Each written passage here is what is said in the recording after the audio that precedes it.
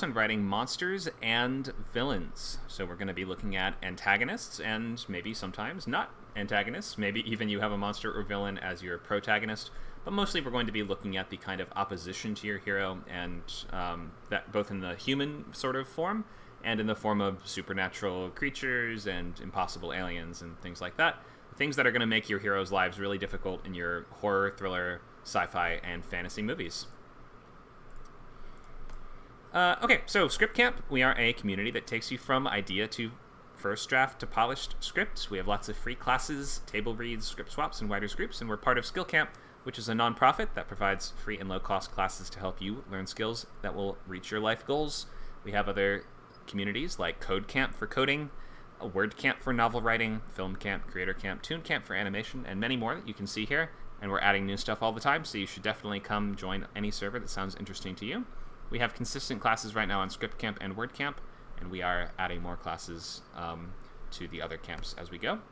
I've been a feature writer since about 2017 when I got repped for the first time. Have set up thriller scripts in town, and I teach the boot camps and weekly writers lab. Here's the schedule for our boot camps. We have TV pilot. That's going to be starting July 2nd. That's going to take you from idea to first draft of a brand new pilot. That's going to be Sundays 10 a.m. to noon Pacific time. All these times are in Pacific Los Angeles Centered Time. We have a new novel boot camp starting June 24th. That's going to be Saturdays 12 to 2. And we just recently started a feature boot camp. We just finished week 2, so it might be a little late to join that one if you're just beginning, but we'll have that next one starting June 9th, and that's going to be Fridays from 6 to 8. So you can sign up if you want. You can go to scriptcamp.net/membership and sign up for your free trial to everything that we do here. Get access to every class, every workshop, every lab, with your unlimited subscription, or you can just get one class on its own, scriptcamp.net/classes. There's going to be a poll in the chat if you intend to sign up but you haven't yet done so. And you can let us know in this poll by clicking these little blue numbers, and it will tell us that you plan to sign up, and it will give you instant access to all of our member-exclusive chat channels. We have nearly 100 hours of live classes every single month, activities, clubs, writers groups, so even if you don't sign up, there's plenty to do here. And if you sign up yearly, you do get 40% off that subscription. So let's look at our class overview. Look at our nice little ogre monster over here. So we'll start with just kind of talking about villains as the highlight of the movie, which may be a way that you thought of it before, or might be kind of a new idea to you, thinking of how can this be sort of the selling point of the movie? How can this be the thing that people really show up for? And how can you turn these villains not only as, an opposite, you're going to turn them into not just the obstacle in your hero's path, but really interesting characters in their own right that people are going to show up for. And I don't know, sometimes the villain becomes the main character in the sequels. So we always have this opportunity to have really interesting villain characters, more than just kind of cannon fodder for your heroes to cut through. So we'll start with looking at just some examples of things like villain protagonist and anti-hero. So how to manage the different archetypes of villains and how to sort of use them and what they're best at. We'll look at protagonist versus antagonist-driven stories and how to kind of utilize villains in both of those. Then we have villain tiers, which are going to be things like everything from your lowest-ranking little henchmen all the way up until we get to these, the sort of overlords and bosses and things like that. So we have 3 main tiers of these bad guys: domains and limitations, tips for writing horror and thriller villains, and we may have time to get to a sort of a design a monster, design a villain kind of exercise. We'll also talk about proximity to hero. That's everything from hero and villains as friends all the way to this very distant evil that never actually really manifests. And we'll talk about different types of ghouls and how to design a monster from the ground up, everything from silhouette, color, details, abilities, and limitations. Okay, so there's a poll in the chat now. You can see there are some little blue numbers there. If you click number 1, it will indicate that you intend to sign up for one of our boot camps. Oh yeah, so there's 3 little numbers there for each of the different boot camps. You can let us know if you plan to, or you can click the number that says I have questions if you're not sure yet. Let's get going. So, antagonist as the highlight of your movie. Well, don't people show up to the movie to watch the hero do stuff? Sort of, yeah, but also people love villains. We love them. It's why it's so weird to sometimes hear this note or this idea that this character wasn't likable enough. Well, that doesn't quite exactly mean what it sounds like, because we love unlikable characters. All kinds of characters that are completely repulsive human beings are huge draws for audiences if they are simply interesting and engaging to watch. and they can be just as much, if not more, fun than the heroes. I mean, the villain has this advantage of they're kind of the ones that are always, well, depending if your story is antagonist or protagonist driven, but since a lot of stories are going, a lot of especially action, adventure, and horror stories are going to rely on your villain doing stuff like enacting plans, attacking your heroes, putting pressure on them in various ways, then there's a lot of opportunities to make your villain kind of an interesting centerpiece for your movie that if you think through a little bit of their motivations and their abilities and why they're doing what they're doing and the rationale and all those kind of like internal things that sum up to them becoming this very, formidable force for your heroes to try to overcome, we can just make them into really compelling characters. So here's just a couple of my favorite villains, and I think we like them for different reasons. But they do have some things in common. I mean, we have a couple Stephen King characters here, don't we? We have, what's her name? Annie Wilkes, and we have Percy from Green Mile, and then we have a couple other ones here. I have Mr. Freeze from Batman, who I think is really interesting. We have Harry Waters from In Bruges, and I have, I can't remember her name, but Rachel Weisz's character from The Favorite. All of these characters have a couple things in common. One is that they're very developed. They all have backstories that we learn a lot about, and we kind of know exactly why they are, how they are. None of these, which are my favorite villains, are these sort of inexplicable, unknowable evil types. Because I just prefer the sort of villain that has really thought through what they're doing, and they have good reasons behind it, even if those good reasons have been taken too far, or they have otherwise been kind of perverted or corrupted in some way. Obviously, Annie Wilkes doesn't really have a, quote, good reason for what she's doing, and neither does Percy here, but at least in their minds they kind of do. I mean, what does Percy say when Paul tells him, you should think of this prison as a hospital for very sick people? And Percy's just like, that's funny. I think of it as a bucket of piss to drown rats in. So, does he have an actual good reason for what he's doing? No, but he believes that the prisoners are deserving of punishment or additional torment. He thinks that they're subhuman, and he doesn't actually treat his coworkers terribly. I mean, he's an annoying coworker, but he treats the prisoners horrifically because he thinks they deserve it. He thinks they're bad people that need to be hurt more, and he's sort of a sadist, so he might as well just do what he does best on them. He's one of the most hateable characters in all of fiction. And he feels so real.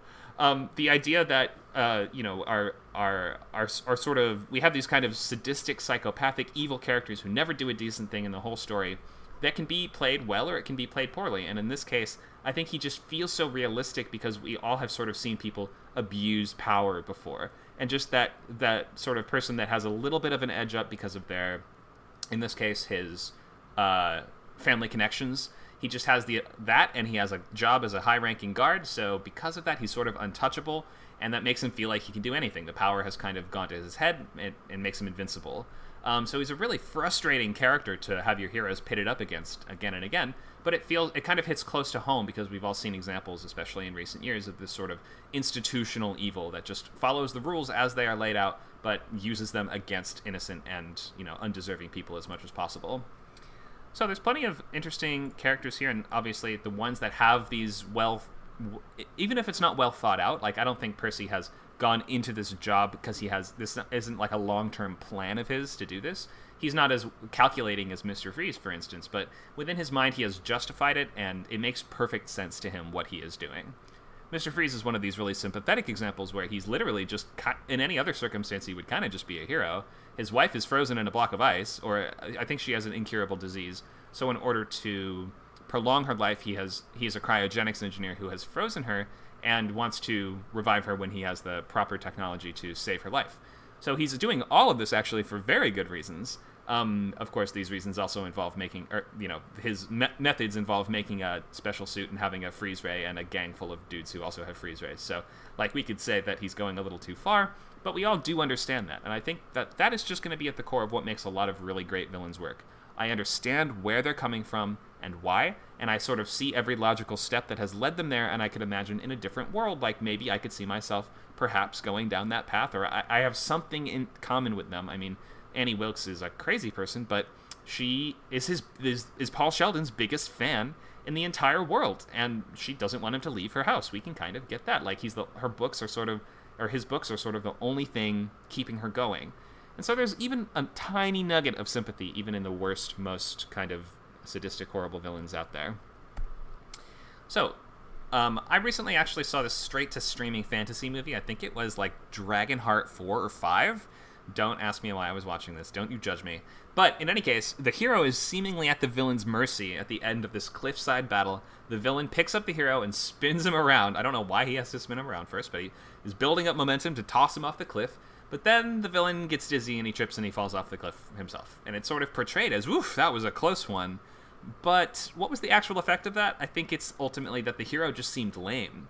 For defeating an incompetent, non-formidable villain, it just makes your hero seem worse. And it made me realize the fact that that is kind of a really good metric for the hero's progress in their own journey and in their own sense of, getting stronger throughout the narrative, or whatever skills they've been gaining or learning are constantly going to be pitted up against the villain, and that's going to be used as the sort of metric or benchmark for their development.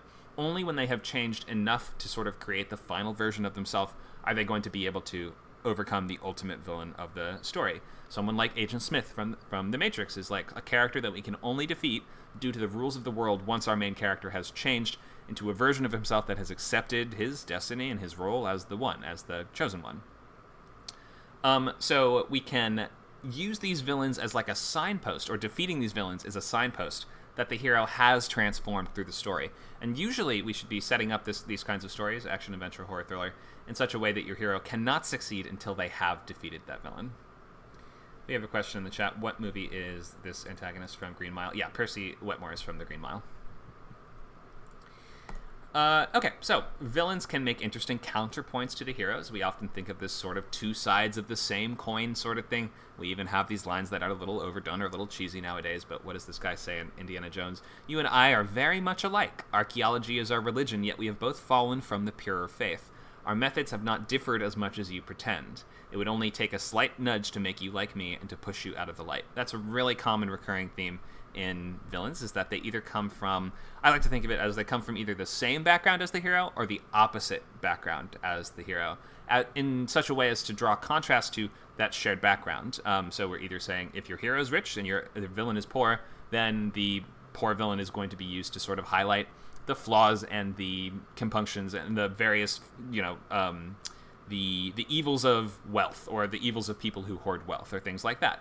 Whereas if it's the other way around and your hero is poor and your villain is rich, then we're going to sort of use that in the opposite way. We're going to say your villain is now going to represent the worst of the excesses of capitalism or things like that. And ultimately the defeat of one over the other is going to kind of represent the victory of that ideology over the other one. So often a strong villain is either a fallen hero that represents what our protagonist might have been, or what they still could be if they succumb to this kind of dark side. The conflict and contrast can encompass that whole central dramatic argument for the movie, like in Black Panther, which we have here, where Killmonger, which I will insist is a kind of dumb name, but in any case, this Killmonger guy is like designed completely in opposition to our main character, and is designed to sort of test his ideology and beliefs at every angle. The other mother from Coraline says, "You know that I love you," and despite herself, Coraline nodded. It was true, the other mother did love her, but she loved Coraline as a miser loves money, or as a dragon loves its gold. So you can see this character is sort of a dark inversion of the thing that the hero wants. Our main character in Coraline wants to connect with her distant parents that are always busy and never make time for her, so she goes into this sort of inverted wonderland where her parents make all the time for her she could ever want. They give her everything she could ever crave, but it's sort of a cautionary tale about, well, what are the negatives that come with that, there is no world where your parents are perfect, so if you enter one, then clearly something is sinister and wrong about it.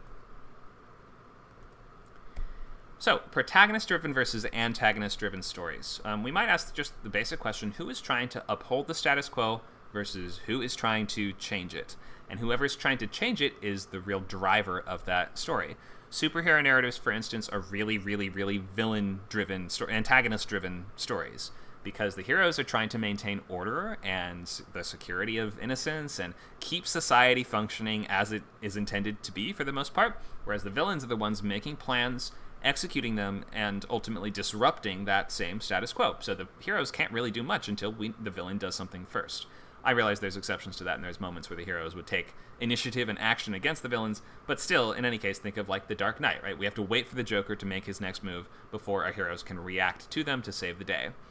So, yeah, very villain-driven stories. Horror is also going to be very villain-driven, because our main characters are almost always in horror going to be trying to simply live their normal lives, and their goal is going to be get back to my normal life. And thus, again, the villains will be the ones intruding on that and disrupting that and changing that. So we again have to wait for the villain to do something before your hero can do too much, which really makes villains sometimes the real stars of the show in horror.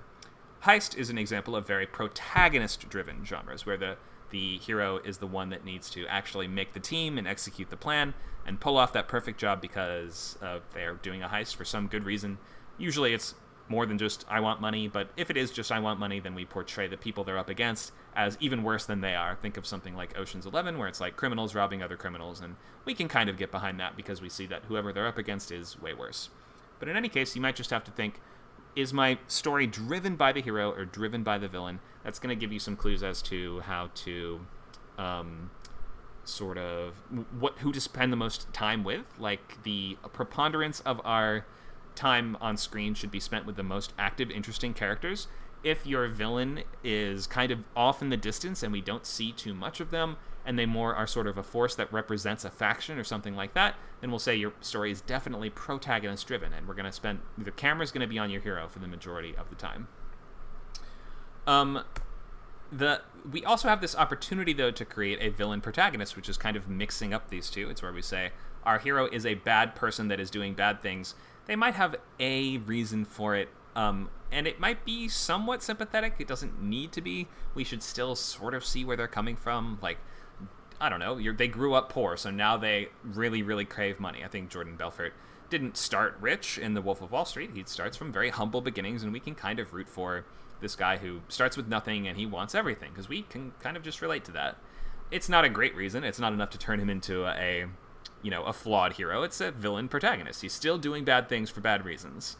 But we kind of can really get behind that and really enjoy that. Sometimes that story is going to follow them down a trajectory where they're getting worse and worse. Sometimes they might kind of flirt with the idea of becoming good again. But in any case, we are in a villain protagonist story almost certainly going to watch them go down in flames. Whether this counts as a downer ending or not just really depends on how awful they were along the way and how entertaining that karmic reward is. Like Lou Bloom in Nightcrawler actually does pretty much, not just pretty much, absolutely wins at the end of the story. It's about him getting worse and worse and worse, and at the end, he's the worst he's ever been, and he just kind of succeeds. And in that case, that whole story is kind of intended to illustrate the dangers and the negative parts of his worldview, or the way he approaches things. He's kind of, this very driven, very capitalistic, success at all costs kind of guy. And we see that those people do succeed sometimes. That's sort of what that story is about. The more ruthless you are, the more likely you are to succeed. But a lot of the time we will watch some kind of tragic fall for these characters, or their actions will catch up with them and they won't be able to survive or last through the whole thing. We have a lot of Walter Whites and things like this who just, even though they get very bad towards the end, ultimately their villainy cannot save them, and it ends up with a sad ending. Of course, we also have the heel face turn, where they end up becoming good instead, like your Wreck-It Ralphs of the world and stuff like that. Their status as a main character just makes it more likely that the story will end with the villain winning than the other alternatives would. Villain protagonists. More on this. So some genres, mostly drama, give you this interesting opportunity to make the hero and villain essentially the same person. And we might look at the hero in a really complicated drama, like Daniel Plainview in There Will Be Blood, as a villain protagonist in a way, because, well, he's sort of the hero and the villain. His negative traits kind of represent the film's antagonistic force, and his attempts to overcome these traits represent that primary conflict. So in these kind of man versus self stories, like somebody struggling with an addiction, or somebody struggling with anger issues, or struggling to be a better person, it's tough to pull off, but it does allow you to have the hero and villain kind of be two sides of your main character. And sometimes a hero might alternate between heroic and villainous as the story goes on. We have a question in the chat. What if the villain is the one maintaining an evil status quo? We can do that. Those are sort of like freedom fighter type stories, or like heroic rebels, stuff like that. I mean, that's just Star Wars, isn't it? The status quo is evil. And Star Wars is more, at least, well, it depends on the movie, but the original trilogy is more protagonist-driven because, yeah, the heroes are disrupting the status quo. Anti-hero. So these crop up a lot of the time in deconstructions of traditionally heroic genres, An anti-hero is a protagonist who has the opposite of traditional heroic traits. They might be ineffective or deluded or apathetic or terrible at their job.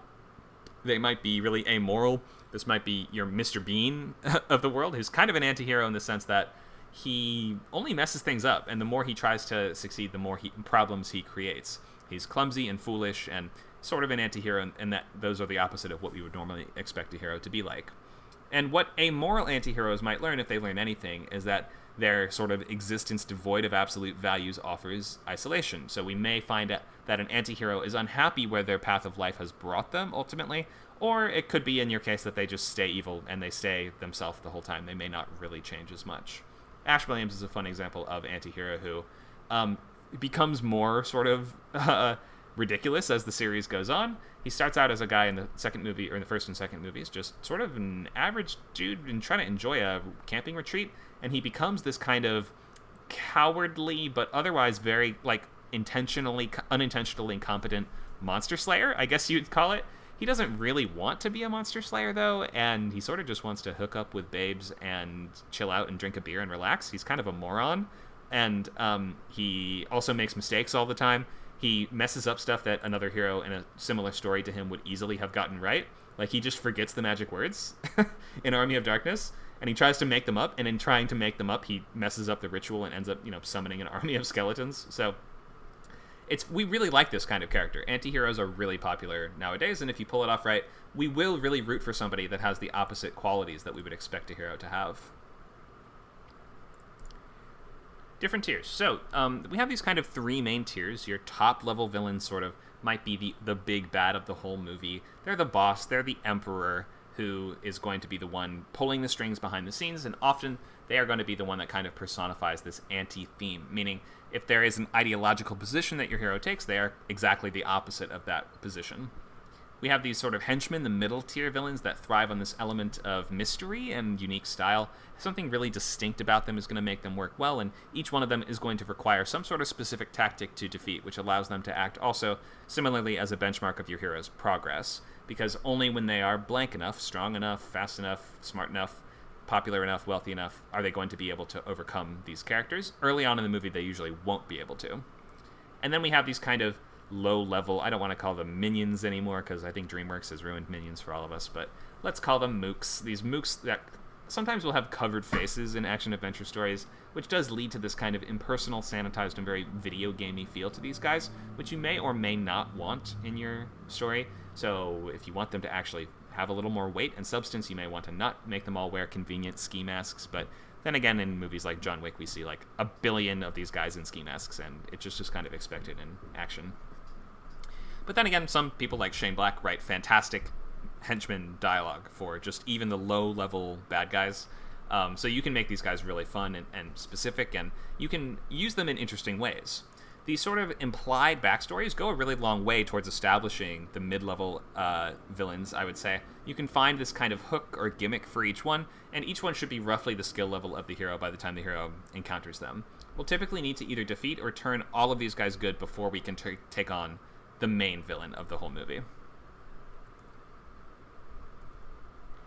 Looks like we may have a question in the chat from Meep. I'll just bring you up. Go ahead and ask your question, Meep.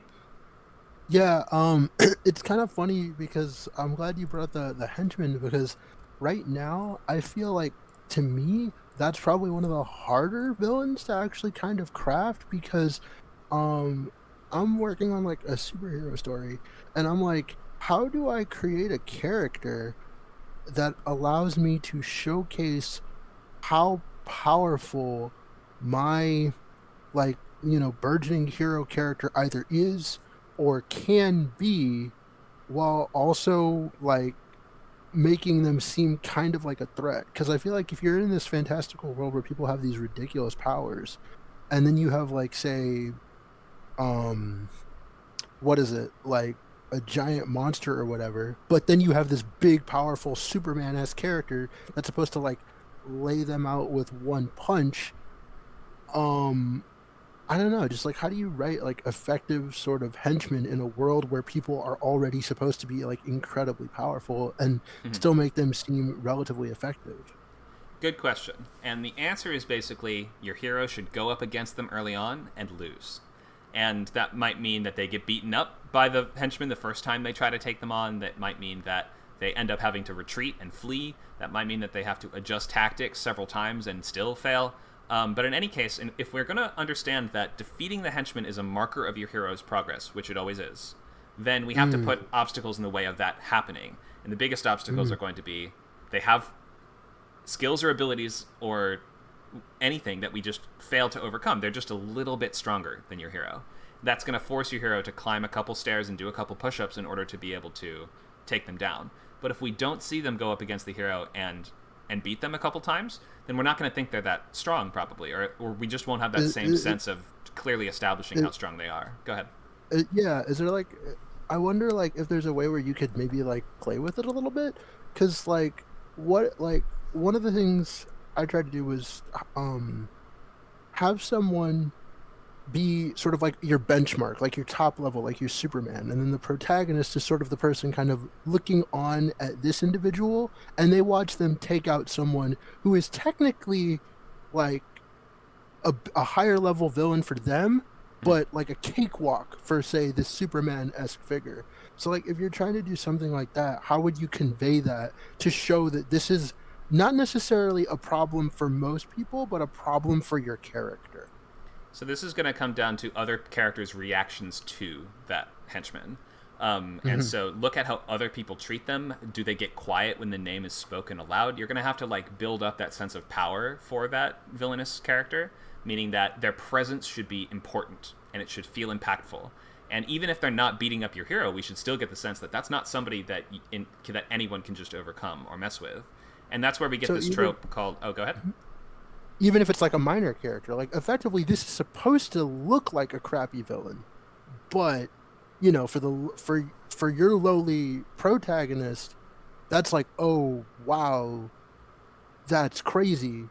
But then like, you know, for everybody else, it's like, oh, that's just a walk in the park.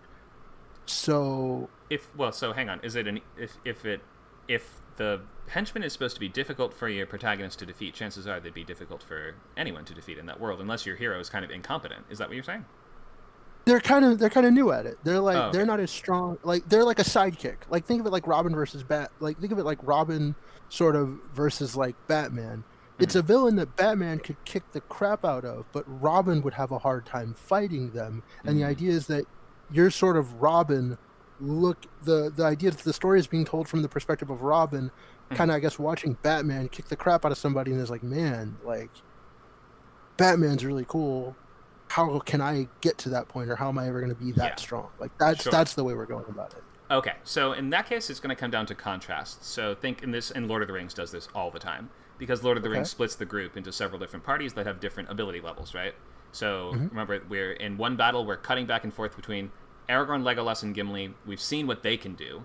They can take out a whole room of orcs and trolls like they're like superheroes. It's like almost nothing to them.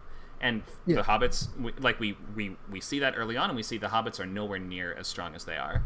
Then later on, the hobbits are on their own, and they have to fight a big spider. That would be a cakewalk for, like, Shelob would be ripped apart in seconds by Gimli, Aragorn, and Legolas, right?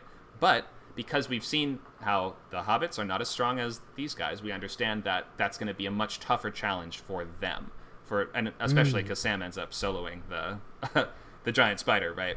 So we've matched up the character to a difficult challenge for them personally, and put them on sort of that uphill path towards what seems like an insuperable obstacle for them, because we have seen those different power levels play out. Like, we have seen clear demonstrations of what the different characters are capable of. So I think it's going to come down to that contrast. We're going to want to watch in order for us to kind of calibrate mentally how tough various characters are, we need to see them matched up against each other, especially in like a superhero story where it's like a dude in a cape could be a way tougher challenge than a giant monster, potentially, depending on like how exactly you're tuning those characters' abilities. So I think give us examples, like show us examples. Go ahead. So it's the contrast of how people handle those different instances. I think so. Yeah. So I mean, if we early on we see an example of these our main fellowship killing a bunch of trolls, and our hobbits are like, whoa, and they're hiding from the trolls. They're like, we can't do that. We're not a match for them at all. And then later on we have one hobbit versus one troll. We'd be like, oh crap, he's in huge trouble here. He doesn't have Because anywhere you near the you skill see set. that now. You see, oh snap, like they don't have who they need. Oh, okay, Exactly. okay, So gotcha, gotcha. without the fellowship, how could we possibly beat this monster? Ah, okay, okay. So this is what we are talking about when we're saying things like showing instead of telling. This is one of those great opportunities to show. Rather than just talking about the villains, we want to see them in action and see our stronger characters demonstrate sort of their power level against them. And thereby we'll have that contrast when your lower level characters go up against those same villains. Got it. Thank you. Sure, great question. Hard question, too, gosh.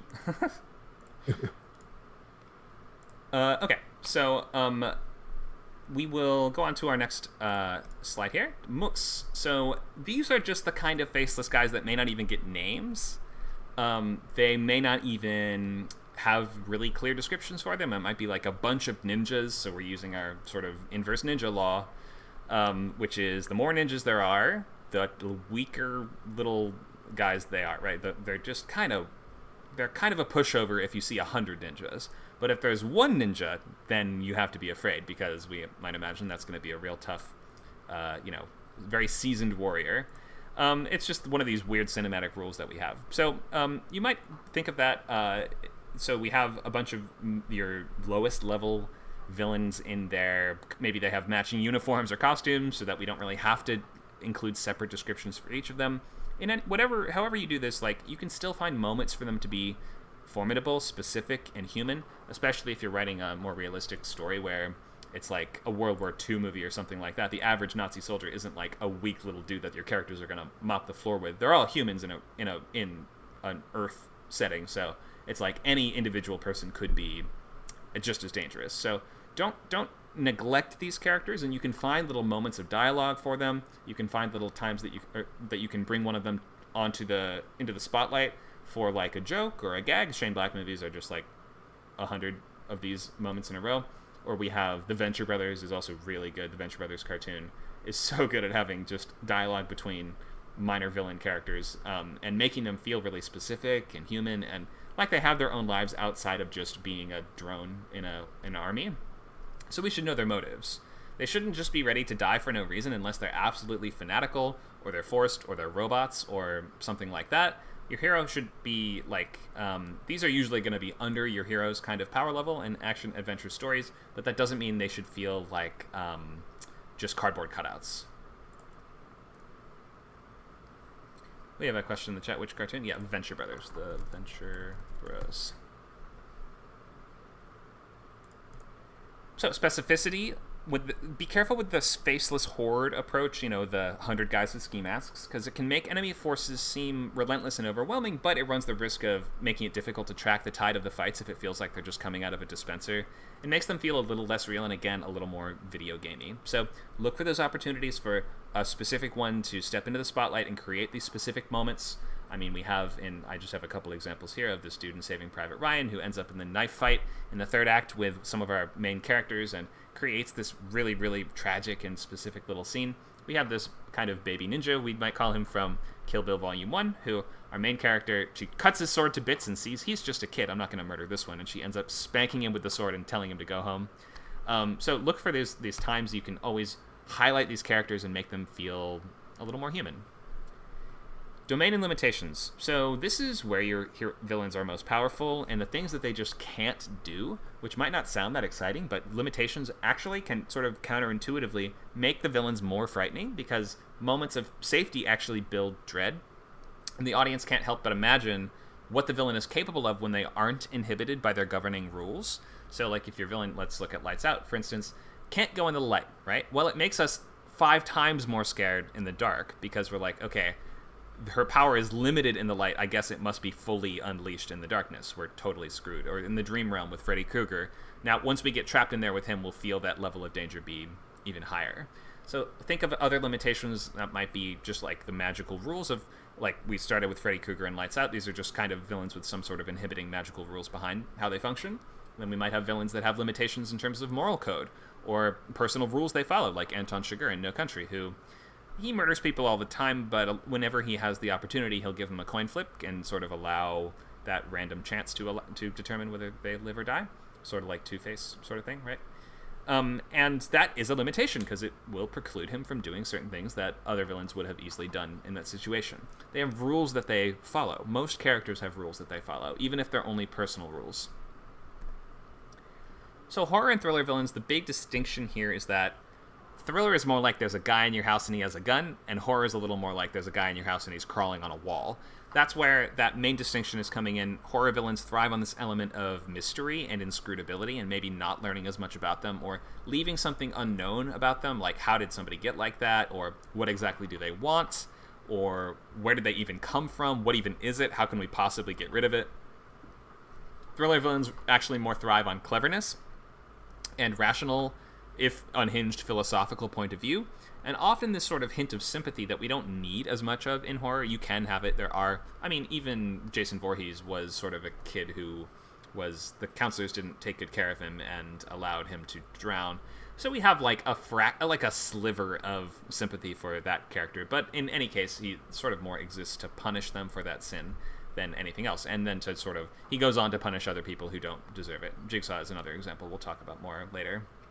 But thriller villains are usually going to be human, and they are going to be more sort of realistic, and they're going to come from some place of, I am a formidable force in this world because I can outwit the hero, and because I'm more clever than him, and because I'm willing to go farther than he is willing to go to succeed.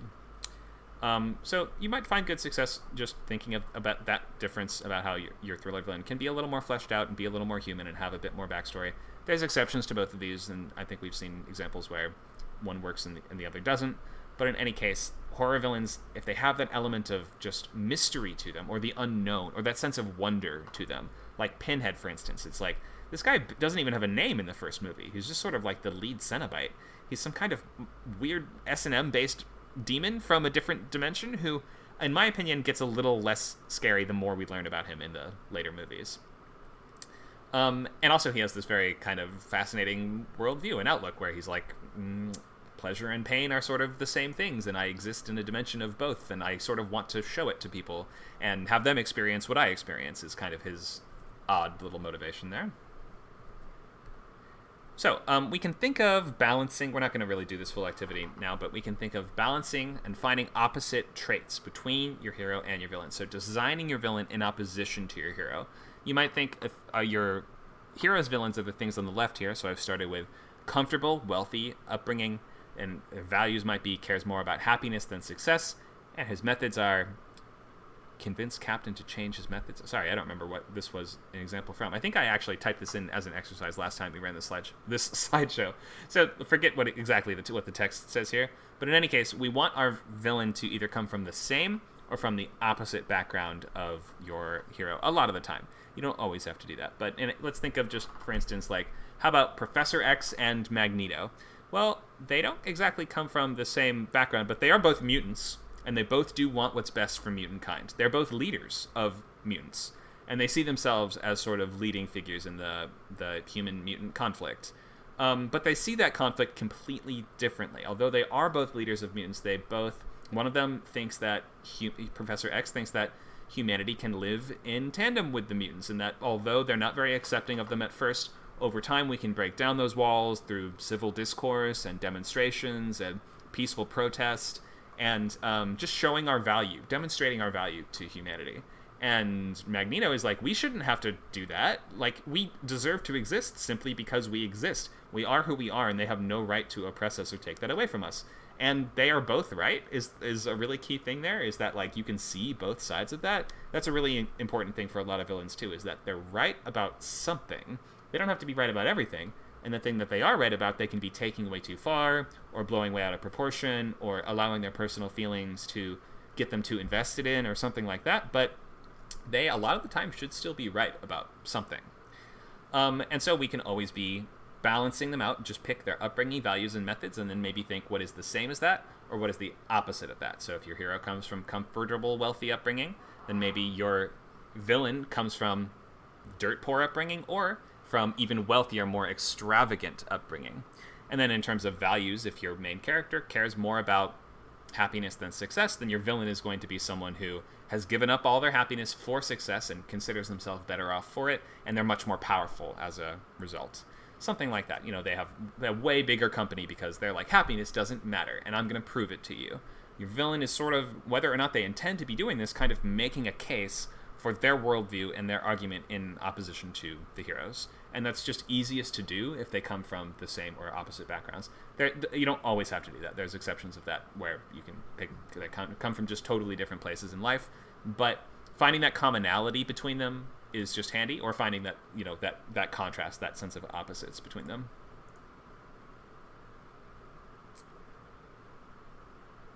We have a question in the chat. Which movie is this? I'm not sure which movie she's talking about. Maybe what the text on the page is from. I think this is from an exercise we did last time. Or maybe you're talking about something in the chat.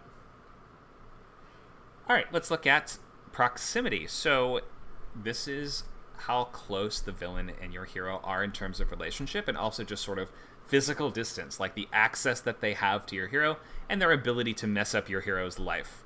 And we'll start with, it's kind of a spectrum, so we'll start with the very distant evil, the longest proximity. I mean, different villains function best at different optimal distances. They have different levels of ability to combat or talk to or even see or find the heroes at any given time. It's really difficult, though, to pull off a story where the hero and villain never meet or never interact or never show up face-to-face.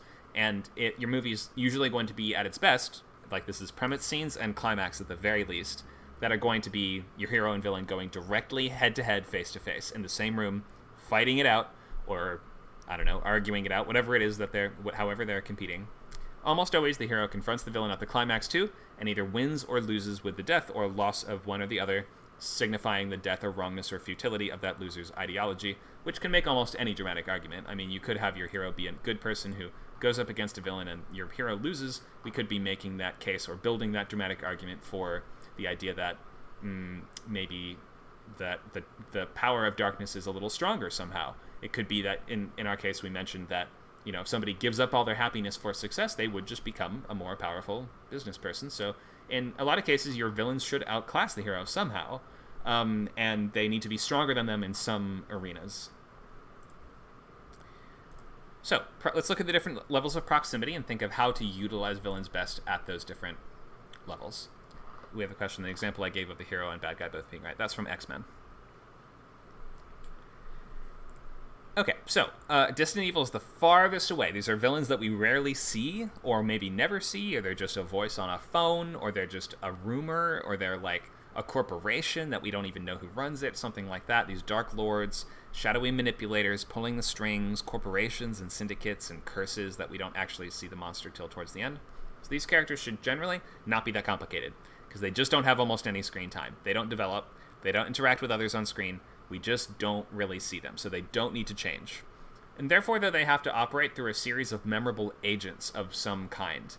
Those may be actual other characters, like Saruman and the Nazgul, who sort of stand in for Sauron, and they end up carrying out his orders and his will, and, he kind of is like just representing the aggregation of all of the villainous forces. And then we may have omens or something like that, just something the villain's causing, but they aren't there to actually do it. Like the progressions of Samara's curse, or the progression of Samara's curse in the ring, which, Samara doesn't show up until the very end of the ring, but her presence is sort of felt throughout, and we do feel like we're sort of going head-to-head against her because every magical curse thing that happens is a direct result of her influence. And then we may have some other remote manifestations of their will, like we have these various Mad Max henchmen that are each dressed in their various gangs themed colors or whatever, and they kind of just carry the mark of the villain's personality and end up standing in for them. So the character themselves doesn't have to be complicated, but they need interesting agents of some kind, whether that agent is actual sentient characters or like just the effects of their influence. We have these characters that are subservient to higher evil. These are your lackeys and lieutenants and your sidekicks. This is your Darth Vader, your Gretchen Wieners, and who do we have? Bud from Kill Bill. Often the reasons surrounding their loyalty to this evil leader is a key part of the movie's theme, and the result of their struggle with the bond to this greater evil makes one of the movie's sort of key dramatic arguments, which is going to be, in Darth Vader's case, he is loyal to the Emperor because he was corrupted by rage and pain and all the force, the emotions of the dark side. And ultimately, the fact that he triumphs and he overcomes those emotions and he chooses good is sort of making the movie's main dramatic argument that light is in some way stronger than the darkness. It doesn't let you shoot lightning, but it will always sort of prevail as long as good people fight for what's right, which is kind of what Star Wars is saying. We have the switcheroo. So betrayals, surprises, and the results of substantial character arcs can cause one character to reveal themselves as the true villain all along, or they may supplant a weaker one, or they might otherwise sort of just change sides, sometimes multiple times if we're looking at Pirates of the Caribbean, in which every character changes sides like 100 times in the later movies. We want to build trust for a character if they're going to do a switcheroo later to kind of amplify the impact of that betrayal, so it's useful to have them address the audience's first obvious suspicions. Think of, we have Rose in Get Out, who, although it would make a lot of sense and your first instinct might be, well, she's part of this evil cult, she's masquerading as the main character's girlfriend, so when he shows up at the evil cult, he's going to be the one that wants to leave, and she's coming up with reasons for why he should stay. But that's not how it plays out in the movie. In the movie, she's the one who is like, no, you know what, we should just go. This is too weird, it's a disaster, we just have to leave right now. And she puts the main character on the defensive, makes him be the one to say, no, it's okay, I'll stick it out, like, we'll just see how this goes. And we sort of diffuse suspicion from her by watching her do the opposite of what we would think a suspicious character would do. A lot of shows will do this thing where it's like, nowadays, I think they even do this in The Last of Us, there's these guys that they seem like they're an evil cult. When we first meet them, if you're hyper-religious after the apocalypse, you sort of seem like a cannibal cult no matter what. But as soon as one of our main characters meets them, she's immediately like, you guys have kind of a cult vibe, you know that? And they're like, yeah, we get that all the time. It's not like that. It's just basically standard Christian stuff. Like, they acknowledge and they bring up and address the obvious suspicions right away. So think of what suspicions the audience themselves might have. And we also might want to make it seem like these betrayal characters are progressing towards a reasonable objective. If it only seemed like they're lurking in the background to leap out and backstab someone, we may see it a mile away. But if it seems like they're trying to do something else, or they have some other goal they're working towards, it might kind of distract us or misdirect us from what they're really up to. Then we have this is sort of the middle tier of proximity, the villain that's encountered occasionally when dramatically appropriate. We might consider this just the sort of standard. The villain will be encountered every couple scenes and might be gaining power or changing in some way throughout the story, like the xenomorph in Alien, which starts out really small, and then it grows bigger throughout the second act. This works well for horror and action, though it's nice in action if the hero and villain have some method or at least a few chances to communicate, like giving them at least a phone call that they can make back and forth, like in Speed, for instance.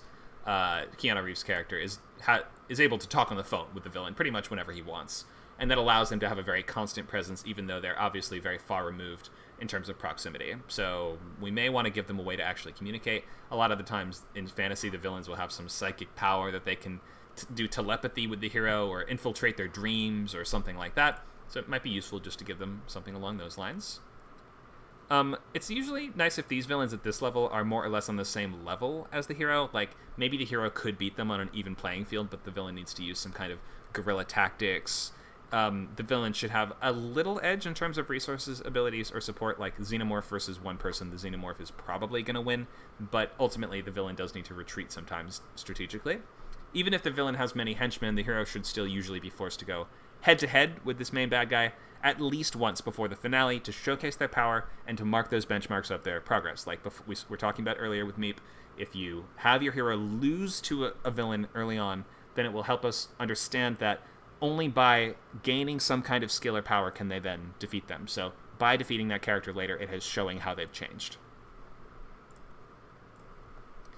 Hero-villain as friends. This one is a little less common, but it's an interesting one, I think. They may really want what's best for each other, or they may just want the same thing but disagree on how to achieve it. And we mentioned Charles Xavier and what is his name? What is Magneto's real name? Eric something? What is his last name? Somebody remind me. But Magneto and Professor X from X-Men are kind of friends. They're basically friends. They play chess together all the time, don't they? And they come from this sort of shared background of wanting what's best for mutant kind. They're both leaders who have seen the worst that humanity has to offer against these their own people. But ultimately, they disagree how they should go about it. And one might be secretly working against the other, or they may both be completely aware of the fact that they're opposed in some way. the dissolving of or the attempt to preserve their relationship throughout this conflict can also just make a really key part of the narrative, like Needy and Jessica from Jennifer's Body. I said Jessica. Needy and Jennifer from Jennifer's Body. So obviously, at first, our best friend starts turning evil. We want to save her, right? And that just provides a lot of interesting conflict for the premise scenes where it's like, although they're getting worse and worse, your hero refuses to give up on them and wants to bring them on the good side. In the case of sitcoms, things still usually end up back to normal at the end of this narrative, no matter how bad the fight gets between them, just because in sitcom world, things sort of just resume back to normal at the end of every episode, and we just kind of understand that the hero and the hero and villain of any individual episode will sort of be reset by the time next week rolls around. In movies, though, this relationship rarely lasts the entire movie. It just provides way too much emotional payoff to watch it fall apart. Think of like The Social Network or something like that, where The Social Network is kind of a villain protagonist story where we are more or less rooting for Andrew Garfield's character, and the sort of dissolving of that friendship is almost the climax of that movie. Schindler's List is this weird anomaly where the hero and villain are friends and never really go head-to-head and don't really sort of defeat each other. They don't have actually like a super strong resolution between them, but the movie still really works because we understand all the bad stuff happening in the Holocaust kind of being the result of Eamon Goeth's ideology and his the actions that he has put into place. And somebody's told it. Thank you for looking up Eric, Magneto's real name, which is Eric Lenshair. There we go. Okay, so we've talked about different types of relationships and proximities of villainous characters and antagonists. Let's move towards talking about the good stuff, the supernatural ghouls. These are the dark forces, creatures, and antagonists of horror movies. So these might be animals, like Jaws. These might be serial killers. I'm talking specifically about horror antagonists here, which I call ghouls. And these might be some thriller antagonists too, but I'm mostly referring to horror antagonists. And these kind of come from three main places that we can broadly define as me, meaning the character, your protagonist themselves. That's going to be that is our first one that we'll look at, and that is sort of emotional pain is going to be the source of those ghouls. So whether it is that emotional pain taking on personification in that world, like the Babadook, or it could be that emotional pain that leads your character to making worse and worse choices and inviting the supernatural into their life somehow, like in a possession movie or like in Hereditary. That is just going to be, it's the character's emotionality, something within them that is creating this villain or otherwise allowing the villain to act against them. Then we have human evil. That's your sort of you. That's everyone else. So we're talking more about this sort of inexplicable human evil, not really the human evil that's like, I'm a big corporation and I want to take all your water so I can sell it at a high markup. That's not really the same thing. That is human evil, definitely, but that's more like a thriller villain. A horror villain is going to be like, I'm a guy who eats people because I want to. And maybe we can't even understand exactly what's motivating them, and that's part of what makes them so scary. And then last we have a cold and uncaring universe, as I put it, which is just sort of everything else, like the natural or the unknowable. So things from nature, crocodiles, alligator, I just said the same animal kind of twice. I know it's not the same animal, but similar animal. Crocodiles, sharks, evil bears. We just saw Cocaine Bear, didn't we? That was a bear ghoul, wasn't it? Although we might sort of say to some extent that cocaine was making the bear bad, I guess. But regardless of that, so a cold and uncaring universe is deriving fear from this idea that we can't reason with these characters. They come from something else outside of the human experience or outside of human wants and needs, and there's really no negotiating with them. It's as natural as a storm, really. A cold and uncaring universe might be a character a little bit more like Michael Myers rather than human evil, because Michael Myers barely even qualifies as a human in the sense that he has no identifiable human motivations. He just murders people because he murders people. That's all we really get. Even Jason Voorhees has that kernel of sympathy. But Michael Myers, no. When he was a kid, he murdered his sister, and ever since then he's been bad. And even his doctor is like, he's the personification of true evil. We have this question, are the rednecks from Deliverance technically a cold and uncaring universe? To me, I would say that would be human evil just because that movie's a little more down to earth. If they did more bizarre, inexplicable stuff, I might say perhaps in that case, like the villain, like the bad guys from Bone Tomahawk, maybe they're like barely even human. They're like troglodyte savages that live in caves. In that case, I would say that's true. But usually, cold and uncaring universe is going to be non-human entities. All right, so let's think of all the different ways we can design our ghouls, our monsters. So we're not even talking anymore about their role in the story, really. We've kind of gone over all the elements of how we can design them in relation to your hero character-wise and theme-wise and in terms of their ideology and what they want, being a counterpoint to the hero. Now let's just think of the fun stuff. Just how do we make the monster? So, silhouette is going to be how we begin this. And Guillermo del Toro has talked about this in the past, and I've taken a few clips from interviews with him that have gone over how he designs monsters from beginning to end. So we're starting first with the silhouette, which is just kind of what it looks like around the edges. This is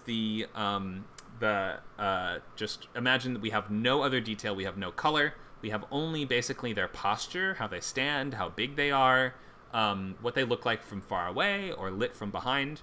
And you can see all these silhouettes behind me are pretty recognizable if you're fans of these movies, and a lot of them. You can see like the kind of unique elements of their design that manifest even in silhouette. So if it's just a person, we won't always have this, but that, some people have really, I think we see on our top left, this is clearly Michael Myers. He has a unique physicality and stature. So start with physicality. We have this little puppet, Billy the Puppet from the Jigsaw movies, that is instantly recognizable, or the Babadook, who is basically he is literally a character from a storybook, so he looks like a paper cutout in the silhouette form. So start with that. Start with just basics of physicality. How big are they? How heavy are they? What is their stance and stature like? How do they carry themselves? What is their posture? Are they rigid and upright, or are they kind of huddled and hunched? Are they very confident in themselves, or are they sort of sneaky and sly and trying to stay out of sight? Your silhouette will give you all of those answers. And then from there, we can start to fill it in. And when we're filling it in, we might use Del Toro's idea of basing this ghoul around this simple central theme. We have this, let's look at this ogre from Pan's Labyrinth, which the design Del Toro has told us started as a very wizened creature, which was going to have an old man's face to indicate that he'd been cursed for centuries. But at first, Del Toro did not like how trivial this sort of seemed, how it wasn't quite enough. So to emphasize the pale man's monomaniacal hunger, he decided to base the design on this idea of hunger. So we're going to render the face is completely blank except for a mouth and these two little punctures, which I guess are the nose. So we've taken out the eyes and we've brought almost all the attention to this guy's mouth. We also have left all this very saggy skin on him so as to suggest that he used to be enormously large with all the food he ate, all the children he ate, but now over time he's become ancient and withered and he has all this kind of loose skin hanging off of him. So he has a backstory that's been implied by just the filling in of essential details to his silhouette. We've also displaced the eyes. Eyes are always the first thing that children displace or modify when they're asked to draw a monster, because human facial recognition is such a strong part of how we recognize each other and how we relate to each other, I should say. How we communicate with each other, having like this thing where our brain can see a face in almost anything. This is how people see Jesus on a piece of toast or things like that, right? That kind of face recognition is so hardwired into our brains that when you start to mess with it, you start to distort elements of it or stretch them in unusual ways or displace just pieces of them, then it starts to activate our kind of fight or flight panic mode where we're like, wait a minute, that's almost a human face, but it clearly isn't. Like this ogre, he has his eyes on little plates in front of him and he sticks them into these holes in his hands and then he holds them up in front of his head to see. All right, so we've talked about silhouette and filling it in to add those extra details. Obviously, color is another thing that Del Toro uses. So you're going to want to think of how is the character colored, or what is the sort of hair and makeup situation with them, which is more than just hair and makeup. It's also things like the skin, the scars, the piercings they have, the basic details, the kind of like the little touches that are going to fill out that silhouette and make them feel more well-rounded in 360. And then we have we have to think of what they can actually do and how they behave. Abilities, limitation, and threat. So different monsters have different things that they can do. I mentioned before how limitations can actually make them feel more formidable and more scary in different circumstances. And moreover, we can look at how limitations are more important than powers, as Sanderson talks about in his second law.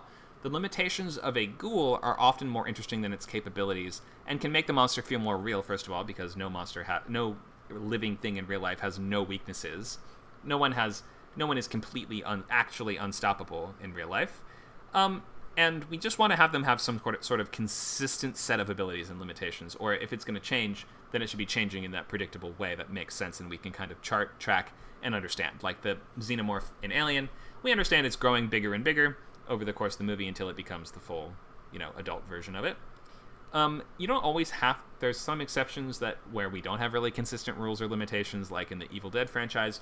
Believe me, I've seen every movie 100 times, and I could not really tell you how someone becomes a Deadite, or if they become one for a while, how exactly they become depossessed, or does cutting off a limb help with becoming a Deadite? Sometimes yes, and sometimes no. Ash does it in the second movie, but in the 2013 reboot, Natalie cuts off her arm and still becomes a Deadite. Why is that?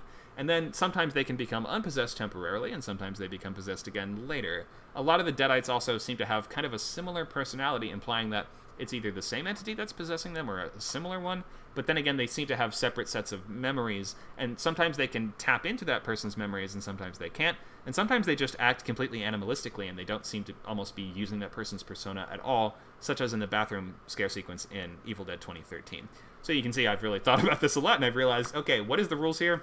I guess there's just no rules. But do the movies work? Yes. Yes, they do. So there will always be those weird exceptions and things like this, but we, whenever possible, try to have this sense of consistency to how your villains are working. If someone gets possessed one way, one time, then that should be how it works the next time, unless we understand the rule, unless we're kind of piecing together that rule was a little broader than we thought.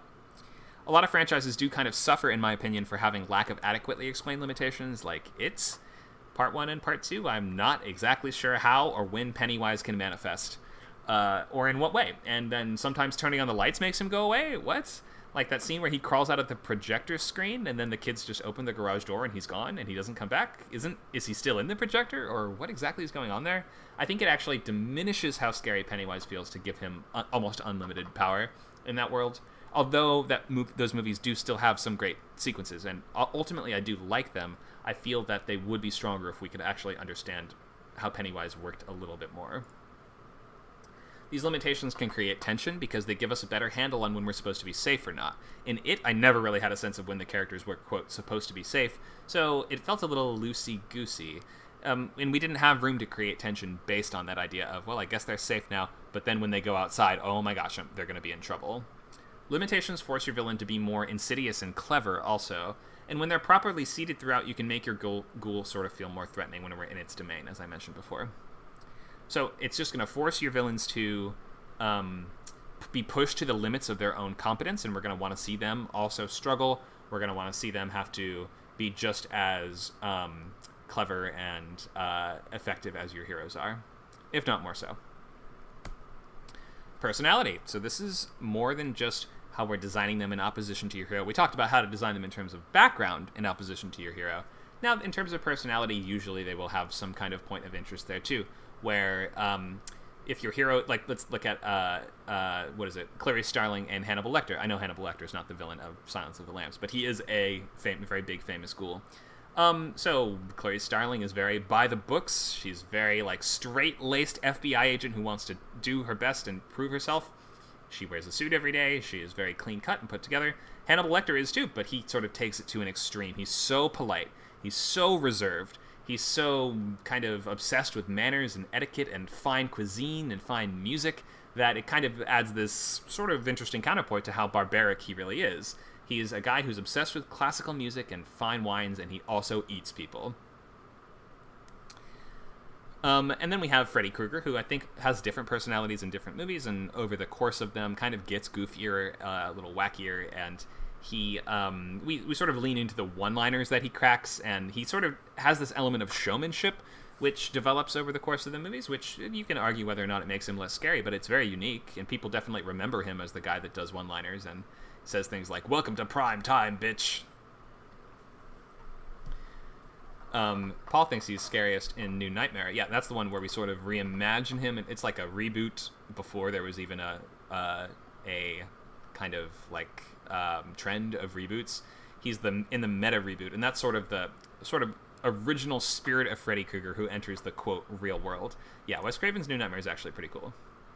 It's actually really similar to Goosebumps, if you saw that the Goosebumps with Jack Black, because the way that they treat R.L. Stine and Wes Craven in those movies is almost the exact same. He's like, well, I'm a dream weaver, and my dreams are so powerful that sometimes they become real, and only by writing them in my stories can I keep them in the fictional world. It's like the exact same twist. Or it's not really a twist even in Goosebumps, but that's like the main conceit of Goosebumps. But we see this all the time. We also see this in Scary Stories to Tell in the Dark.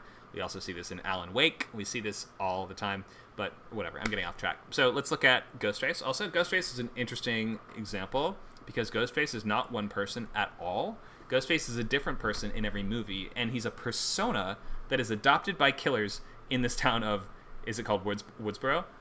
Because all kind of stemming from this one murder of Sydney's mom before the first movie began. So like it sort of now becomes almost like a meme or a trend to become a killer wearing this outfit in the later movies. And when they do, they have a voice changer that they use, which is sort of sold or sort of explained to us as like a commercial Halloween voice changer that anyone can get.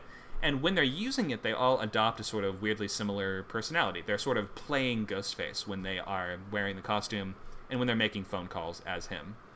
And his personality is very based on media. So it's a very self-referential franchise, and everything about them is based on pop culture and its relationship with violence. Or I'm going to mostly talk about the first movie, mostly because the sequels are mostly not as good. 1 and 4, in my opinion, are really good. I just watched 6 last night, and I think it should be classified as a war crime. But regardless of that, so the first movie, at least, is very much about the relationship between violence and media. And so Ghostface, as a pop culture icon in the first place, makes so much sense. He is wearing the mask that is based on that, is it Edvard Munch? Is that how you say it? The Edvard Munch painting called The Scream. So he is already a pop culture icon, and we portray this costume as something that is commercially widely available, so anyone can become Ghostface anytime they want. It sort of allows your killer to be anyone, and therefore, by it being something that's so easily accessible, it's a personality and guise that anyone can slip into. It allows the mystery of those movies to kind of it allows anyone to be a suspect. And the fact is that anyone can slip into and also out of that disguise quite easily. But as soon as they put the mask on, as soon as they pick up a phone, they're back into kind of like pop culture nerd serial killer mode, I guess is how we would put it. Mostly obsessed with the horror genre and whatever the current trend in horror is. And so Ghostface is just a fascinating character because like any character can be him at any time, and sometimes even people that weren't him before can become him later, if that makes sense. Like in a later movie, it is sometimes revealed that somebody who was not Ghostface in a previous movie now is a Ghostface. It's a weird franchise. Sympathy or rationality. So these are both equally valid. You can have a sympathetic character that isn't exactly rational, or a rational character that isn't exactly sympathetic. Gollum, to me, is a character that is rational, but is not really... I guess he's a little both, actually. No, he's a little sympathetic, too. I mean, I would say it the other way around. He's more sympathetic than rational, because we see that getting the magic ring will turn you into... It is bad for you. It corrupts you and turns you into a monster. The villains all know where you are. He's not rational in the sense that he wants this thing just because he's almost addicted to it. He doesn't want it for a good, well thought out reason. But he's sympathetic because we see he's almost like a drug addict, right? Like he craves this thing. It's magically influenced his mind and turned him into a little goblin boy, and is essentially just driving him to commit these evil acts. So he's sympathetic, not really rational. Your villains can have one element of one or not the other, or they can have a bit of both. We have John Kramer, who to me is very much both. He's Jigsaw. John Kramer is Jigsaw's real name. So in his real life, he lost his wife and their unborn child when a drug addict at the rehab clinic slammed a door on her, which is just horrible. Later, John is diagnosed with cancer. Oh my God, so sympathetic. How could you not feel sorry for this guy? When John survives a suicide attempt after that, though, he sort of gains a new appreciation for life that the rest of the world he feels does not really share. He sees everyone taking life for granted, and he gets sort of obsessed with that idea, and I think maybe sort of drawn from this origin of a drug addict at the rehab clinic was the one, like, his wife was trying to help these people, and one of them was the one that ended up killing her. So that, to him, I think, has broken his brain in such a way that he's like, lots of people don't appreciate what they have. So Jigsaw himself never actually kills anyone because his rationality is that he sets up these sort of puzzles and tests for people to prove that they want to live. And by proving that you want to live in his mind, you will deserve to live, and he will thus allow you out of the trap. If you make it out alive, it's because you've learned to be a better person in his mind. The important thing about a true Jigsaw trap, though, is that it's escapable and that there is a sort of test that can be passed, and ultimately that test is designed around whatever that person's perceived flaws are. So, although in some of the movies they start making a little less sense as they go on, or they start feeling a little less escapable, which actually ends up being a plot point when Amanda takes over for Jigsaw and starts making traps that are like, no, there's no way anyone could have got out of this, and that sort of is like a perversion of his ideology. That does become a plot point later on, but in any case, whenever Jigsaw makes a trap, the idea is it's a test for you to be a better person. And more often than not, those who survive emerge kind of grateful for their experience and go on to legitimately learn something from being trapped in a dungeon full of knives or made of syringes or whatever it is. And they sometimes are even influenced so much, and they are kind of brought over to his ideology. Like Amanda was one of his victims in the first movie that sort of adopts his ideology after she learns a lesson. She sort of learns the lesson too well from him, and thus kind of commits herself to bringing his unique brand of, quote, rehabilitation to more people. So rehabilitation as the source of, and also the method as the source of his evil, and also the method that he uses, is just kind of an interesting contrast within Jigsaw. But much more nuanced character than a lot of people give him credit for, and more than the series gives him credit for, to be honest. I feel that as the movies go on, they don't explore his character better than the first and second movies do. The second one is the best one, in my opinion, and the one that brings the most out of Jigsaw. And it's just interesting to have essentially a slasher movie where in the entire movie the villain is in a wheelchair eating Cheerios. I mean, we just don't see that very much. How about Carrie from the movie Carrie? Is she sympathetic and rational? Well, she's very sympathetic. She's not as rational. I mean, nobody gives her a break. We can see why she is in pain and why this sort of evil builds up in her. She's sort of an evil version of Matilda. Matilda being this girl who's also sort of abused by her parents, or at least neglected by them. She wants to read books and learn about the world, and they want her to just watch TV all the time. They don't let her read books. They don't let her go to good school. And we kind of, in the fantasy of these stories, can imagine that all of that potential is sort of building up inside of them.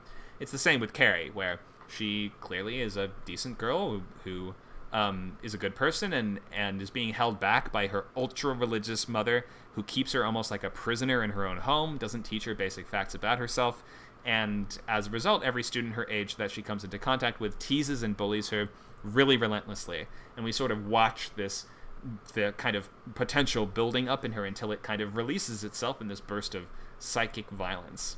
And even things when start to look up for Carrie, it does not last long. So this is ultimately a villain protagonist story. She just makes that turn at basically it's like kind of the all is lost moment, where Carrie ends up unleashing her psychic powers on the attendees of the prom.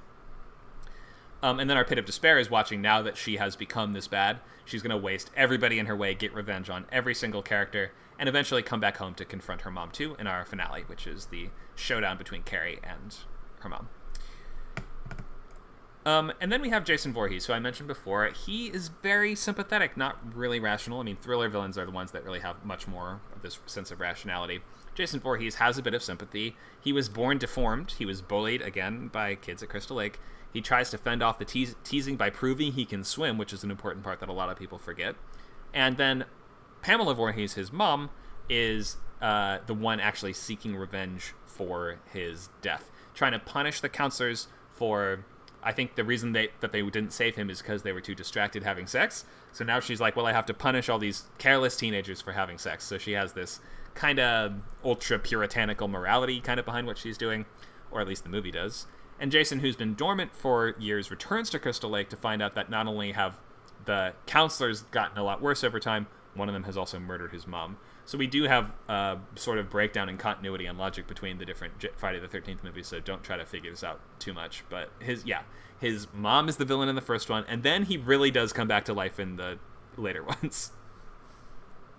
Why exactly? I don't know. They didn't expect to get a sequel of a lot of these horror movies, so the logic between how we connect the first one to the second one is almost always like, huh? But in any case, very memorable, very iconic kind of character. Really great silhouette, really great details to fill him in. in his different costumes in the different movies, I like how the wear and tear on the mask kind of gives him this sort of very weathered look in some of them. It's like broken. He's barely holding together. He's got chains wrapped around him in some of them. He has this very otherworldly feel to him. So clearly there's a wide spectrum of sympathy and rationality in different villains. But do these attempts at humanizing villains support or invert audiences' desires to hate and fear them? Do they make them more or less scary?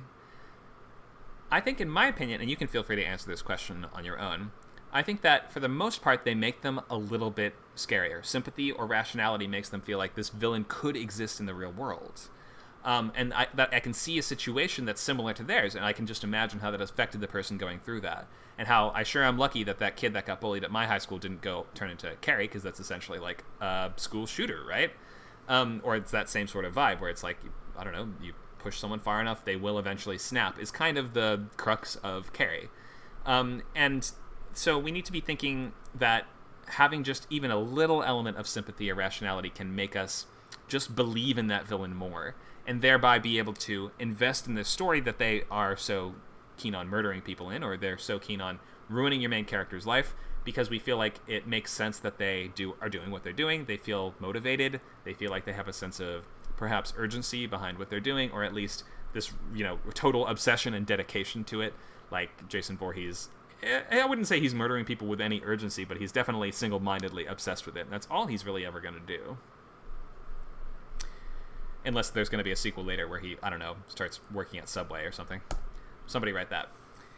Okay, so we might pick themes for our ghouls as well. These different themes might be based on... So if you have multiple ghouls in the movie, then to have them all link back to the same source is usually the best idea, unless we're doing the cabin in the woods, where the whole point is that we have hundreds of ghouls from different sort of sources.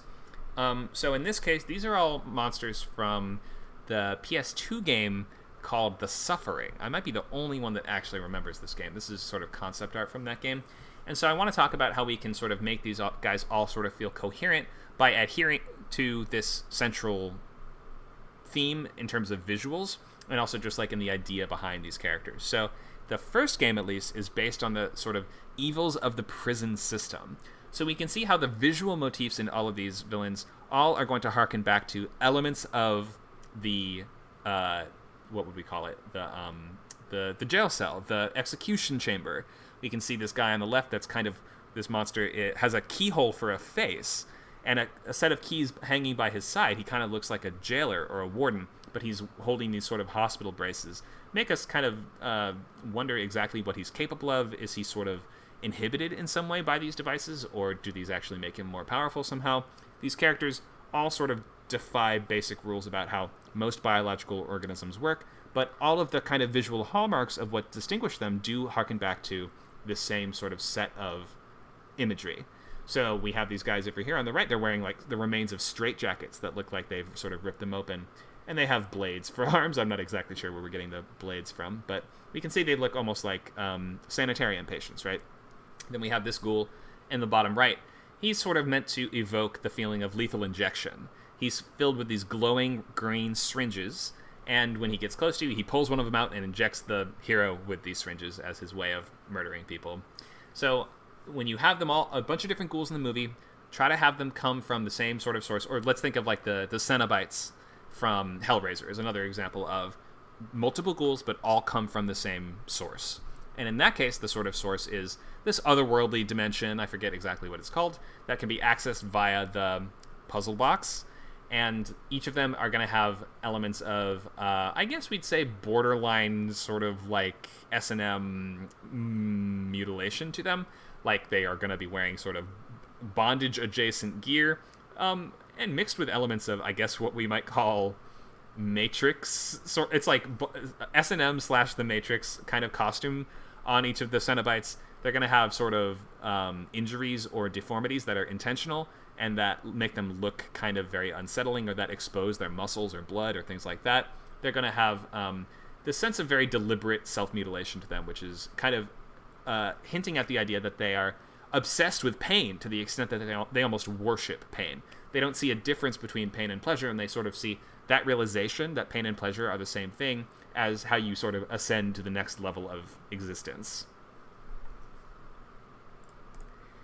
All right. So we're towards the end of our slideshow. Let's maybe work on this little activity. This could be fun. Let's create a ghoul. So we're gonna pick a sort of setting, a sin, which is something the ghoul is thematically counteracting or interacting with, or maybe something they're punishing the characters for violating. And then we can start on their abilities and limitations. So here's just an example. We might start with the setting is the jungle.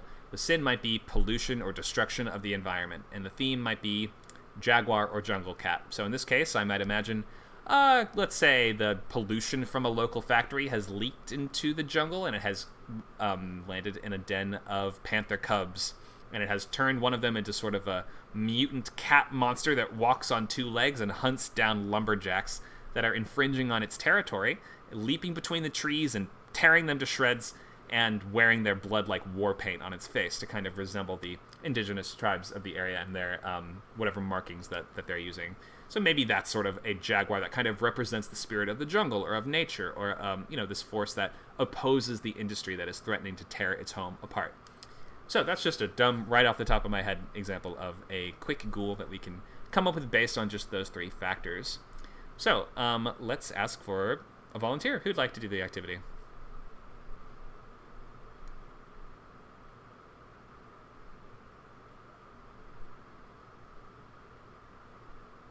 Anybody want to design a monster?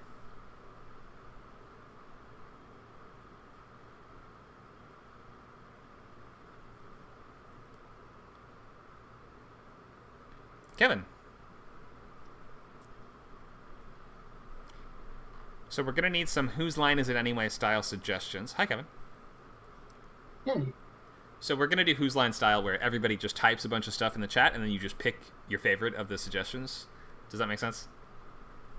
Okay, got it. Okay. So you're going to pick from the options here. So we're going to start with the setting. So let's get a bunch of suggestions for what's a setting that Kevin's monster could come from. Just throw a bunch of stuff out. I'm going to say sewer, bathrooms. We have bathroom and sewer as first two. Neighborhood, Chuck E. Cheese. I'm going to throw a few more out there. Just keep going. Just give us a big, long list. They don't have to be good at all. It could be anything you want. A mall, deep ocean, cave, circus. This is good stuff. Let's get a couple more. Alley, ancient temple. Let's get one more. Walmart. Okay, or carnival or cinema. There you go. Which one do you like? I don't like Chuck E. Cheese. Chuck E. Cheese. Okay. I think we've seen some examples of Chuck E. Cheese style mascot villains in recent video games. Maybe not recent anymore, but the Five Nights at Freddy's series. So let's try to not just do Five Nights at Freddy's, but we'll think of something else that can come from the Chuck E. Cheese. All right. Okay. Let's pick a sin or something that the villain is sort of created by or is acting to punish, or maybe something that they are thematically counteracting in some way. So I might say, for instance, gluttony. That's what I was thinking too. That'd be an easy one, right? Let's see some more suggestions. We see pride. What else have you guys got? Burger with pineapple. That's not a that's not a sin. That's a menu item. Do you have a suggestion, Meep? Okay, I was thinking pride because I was like, you know what? Instead of focusing on like the animatronics or whatever, because I know you said to not do Five Nights at Freddy's. I was like, what if instead it's just like some I don't know, a serial killer or something, and he's just like obsessed with like one of the arcade machines or skee ball or something. Like he's just he basically just, I don't know. Now I'm even thinking of a name. Like his name is High Score or something. And he's just obsessed with like having like the top score on all the prizes, and like he hunts down all of the kids or whatever who like come into the Chuck E. Cheese and like beat his score. Maybe he like got, I don't know, maybe it's like a ghost or something. That's a good idea for a ghost, yeah, for sure. Spirit who haunts the arcade cabinets. Yeah, if you place above his high score, you're next. It's like the Grudge. That's a good idea. Oh yeah. Let's try to just do one thing at a time though, rather than make a new goal for each suggestion. So I like your suggestion might be the sort of sin is being bad at the game, right? Yeah. Okay, we'll use that. Thanks, mate. I'm going to move you back to the audience for now. You can volunteer to do this next though if you want. We have time in the class. Okay, so I'll just write that down. Being bad at the game. All right, which sin do you like, Kevin? So the one I was thinking of was, if not Five Nights at Freddy's, but it's like wealth. Well, not wealth, but like like a kid who becomes obsessive with getting tickets and points. That's what I was Oh, okay. like. So greed. Yeah, I agree. That's a good Greed. one. Okay, yeah, we see that. Maybe the kid that hogs all the pizza at his party he doesn't share with anyone. I like that. Okay. Now we have one more factor. Let's do pick a setting, a sin, and abilities or limitations. What's like the main thing that this villain does? I'm gonna say soul stealing. Somebody else pick some way that he operates or attacks his victims or something like that. Let's just get a bunch of suggestions for abilities or limitation you can include too, like can't ever turn down a challenge. I'm just going to keep writing This them. is like their superpower, right? Yeah, this is their ability or the thing that they can't do. Okay. Mind control. How about I'm going to just pick... And the ones that you guys pick don't have to be suited directly to this. It can kind of be anything at all. So I'm going to say something. I'm just going to throw a couple oddballs in there. And I'm going to say possession. Let's say... how about crawling on walls and ceilings? How about... Oh, we see cursing and corrupting. We see turning people into chinchillas. Okay. I'll just say, like, transformation.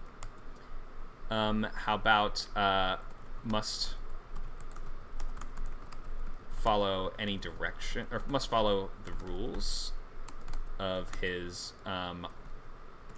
main location, meaning if it's a carnival or circus, he has to follow the rules of that place, or an arcade, or whatever it is. Okay, anyone, we have a couple more. Makes every person who sees him into a ghoul. Okay, that's almost like a Medusa sort of thing, where you can, a gaze attack or something like that. I'll write that down. Gaze attack / petrify. Alright, what do you like from the suggestions you've seen here? Let me see. Machine control, that's a cool one. That's like maximum overdrive sort of style. I don't know. I do like soul stealing. Okay. I like the idea of a physical thing, like transforming people into chinchillas, but maybe something like able to transform the machines into things or something. Okay, let's pick just one thing. Okay. I'll do controls the machines. Control the machines. Okay, great. So remind us, was your setting an arcade, or it was Chuck E. Cheese, right? Which has an arcade in it. Okay, we have Chuck E. Cheese. We have the sin of greed in the arcade or in the building, and we have controlling the machines. So, what do you think? Who's a good monster or villain that could utilize those different factors, and how would you combine those together? Well, okay. So in my head, I was definitely picturing an animatronic, but it could be anything, right? Mm-hmm. It could be like the soul of a kid that died at a Chuck E. Cheese, or it could be. I'm trying to think. Well, the easy one is definitely an animatronic. Is that kind of like what you're thinking? Like, what is the theme? Well, it's up to you. You can do it how you want. My suggestion was to stay away from Five Nights at Freddy's, but if you have some new take on what that animatronic guy could be, then it's totally up to you. It could be someone who works at the Chuck E. Cheese, like an employee or the ticket taker. I mean, the ticket taker definitely sees the greediest kids, doesn't he? Probably. It could be a former patron. Go ahead. Oh, I was thinking it could be like a janitor who's just fed up with the kids. Oh, yeah, the kid's always making a mess and making his job hard and puking in the ball pit and all that stuff. Actually, I kind of like that. I think I'm going to go with janitor. Janitor kind of makes sense that he can control the machines because the janitor kind of has all the keys, right? So, all right, let's think of a good version of this character. So, if greed is the sort of sin that is generating this character, you might think that I'm just going to you don't have to use this, but it could be a greedy kid somehow caused his death, and now he comes back to punish that, right? Or something along those lines. So what do you think? Where's our character going to come from? What's his backstory going to be? So definitely my head with the janitor was that, like, from, he's working this Chuck E. Cheese for like 20 years or something, and, kids are just awful, they're always puking everywhere. They're just, just so frustrated. Kind of think, do I have to explain how he gets his powers or anything like that? But that would be my idea. Okay. If you want to. For powers, the only thing I can think of is, he like dies at a Chuck E. Cheese, and now he wants to just, because some kid like spilled his soda or something, or vomited or something, and he slips, dies, and now he wants to haunt the Chuck E. Cheese. And the way Okay, he I does like it. that. Go ahead. Oh no, that's it. That's all we have so far. Okay, sure. So yeah, let's dig a little deeper. Let's brainstorm a little more. So we'll say as a result. So let's say the kid. There's like a huge. We have this is like his sort of our cold open to the movie is there's this huge party, and let's have one kid just being an absolute terror. He hoards all the tickets. He hoards all the pizza. He hoards all the soda and doesn't share any of his soda with any of the other kids. And as the janitor is forced again and again to clean up after him, let's have the kid like throw the soda on the ground intentionally. And your janitor sees that. He's like, I've had it with these kids. And he goes to clean that up. He slips up. He falls he hits his head. His corpse falls in the ball pit and he dies. Now he's going to be coming back. This could be a really great moment to watch him rise from the ball pit later, wouldn't it?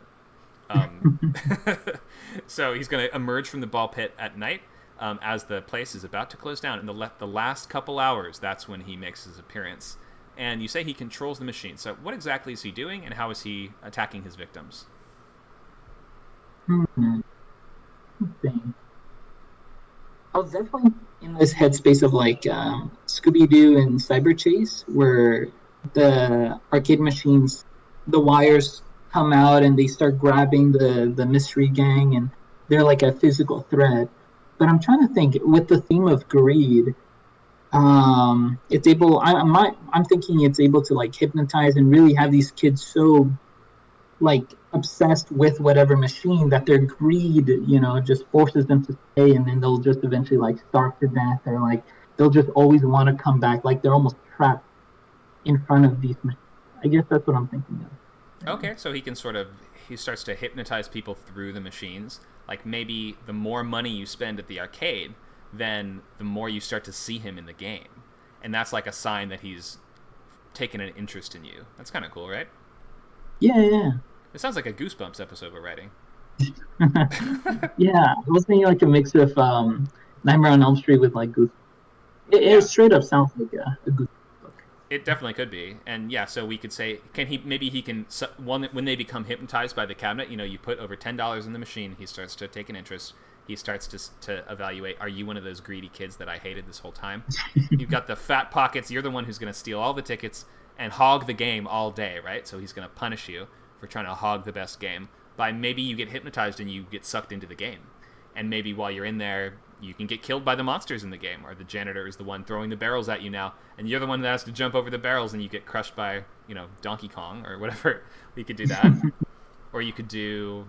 Like, let's think of different things that the character could do. How about a sequence where I'm just really loving this idea somehow of a claw machine, like a giant claw machine, the claw that dangles down and picks stuff up, and it's got blades on all the claws, and we've got a bunch of kids with their heads sticking up through the base of the machine, right? Are you with me on this? Yeah. No. I really like this idea. I think I'm on the same page, where it's almost like they're being pulled into whatever machine. Eventually it's almost like the kid is. Yeah, he turns you into the game. Yeah. Okay, I really. That's cool. Or do you know the one with the little? It's like whack-a-mole. Oh yeah. Imagine he. So you play. If you hog whack-a-mole enough, you become the mole. and it's a real hammer. Imagine a bunch of kids popping their heads out of holes, and there's a guy with it. I guess. Well, maybe it would be sort of like. I'm trying to figure out if it's the main kid that ends up having to be the one that does the smashing, or if the kid that's being punished ends up in the machine. I guess it's sort of like Something Wicked This Way Comes by Ray Bradbury, where he incorporates you into the Chuck E. Cheese somehow. So then maybe it's like it's weird how all these whack-a-mole heads are shaped like a kid, not a mole. And then it's like he's captured your spirit in the arcade somehow and incorporated you into it. I think this is kind of working. Yeah, I'm trying to think. From the perspective of the kid, I'm thinking like, those clown games where you throw the ball and they knock one over. I'm thinking, the kid's playing it, and then eventually the kid becomes one of the clowns, and he's all these other clowns getting hit. I'm trying to picture he's seeing himself throw the balls, and he's trying to talk to himself like, hey, wake up, get out of it. And I'm thinking at one point, it'll replace from himself to the janitor, and he's almost like a Freddy Krueger, like ha ha ha ha, you know. Yeah, yeah, I think that might work. Maybe, yeah, so maybe you go into like a trance as you're playing the game, and then your Yeah. spirit gets put into the game, and then you sort of end up being the one whack-a-moling yourself to death. That's pretty good.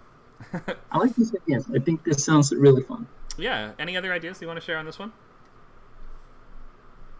No, I'm done. Okay, thanks so much for being in the activity, Kevin. Yeah, Now you thank will you. become the activity, just like the janitor does. Okay. We have some interesting illustrations being shared by Bitter Bun in the chat. Thank you for this. Are you drawing these live and just posting them as you finish them? That's pretty cool. Just like live illustration in the class. Please keep it up. Okay, so I'd love to see human whack-a-mole or human crane game if you want to draw that. That to me sounds dope. Let's do another volunteer. This is a fun activity. I like this. Let's brainstorm a new ghoul. Who wants to go next? Meep. I don't know why, but the one thing I'm the most fixated on is the setting, and for some reason I'm thinking it's a plane. A plane. Okay, we can start with the setting as a plane. You want to take suggestions for the other stuff? Oh yeah, All right. I'm like, let's start at the top with the plane. Sure. So we'll say the ghoul's location is an airplane. Now, and that could be a character that was created on an airplane or that it only attacks people on an airplane. You can interpret it however you want. Now let's get some suggestions for some more sins or some more, and this can be, again, whatever exactly you want it to be, but maybe something that they're punishing people for, maybe something that created them, maybe it's the source of their own evil, however you want to think of this. Let's see some more. I'm going to go with, how about, we're on a plane, so some sins. Let's go with, I'll just go with anger / wrath. Yeah, we'll start with just the deadly sins. It's a good place to start with. We'll start with anger / wrath. I'm just thinking, like, I don't know, maybe it's like a plane, and that it either the plane was taken down by like a thunderstorm, or a thunderstorm caused some form of a malfunction within the plane, and for whatever reason, the pilot was like either trapped there or just like haunts the model plane, the every model of that plane, or like maybe a specific flight that takes place on a specific day is just like always sort of like it's like maybe it's like a cursed flight or something. Okay. And like, let's look at some suggestions and try to pick one from one of these, unless you had a great idea already based on this. But just based on the suggestions we have here, we have rudeness, cowardice, lack of Christmas spirit, thank you, Paul, mistreating hostesses, which might be just rudeness again. We have anger. We could do, let's shall we put up like 2 or 3 more? Let's throw on, looks like we have some people typing. For some reason, fear of like, heights. Another thing I started thinking of is like, imagine like a really scary scenario of somebody like getting sick on a plane, and you're like thousands of miles above in the air, and there's no way for you to accurately get like medical attention, or for whatever reason the plane can't like be landed. I don't know why. That's like an idea that's like sticking in my head, because I was like, because like I don't know why, but I was like feeling a title in my head, and I was like Flatline Airline or something like that. Like okay. Let's. I guess that is a pretty good idea, but let's just focus on answering the basic questions before we go any further in the figuring out what the character might be. So let's try to pick one of these from the list, and we can work with it from there, or you can modify it a little bit if you want to. But does anything from here appeal to you at all? I like incompetence is a big one. Incompetence. That one's like, yeah. And we might sort of, that the incompetence might be a result of arrogance or something like that, right? If it's like a pilot who thought that he was hot shit and thought that he could fly through a thunderstorm, like you mentioned, and it would be no problem. He's really arrogant. He wants to show off that all his his piloting skills. He just became a pilot, and now he's going to try to impress all of the hostesses or whatever he's doing.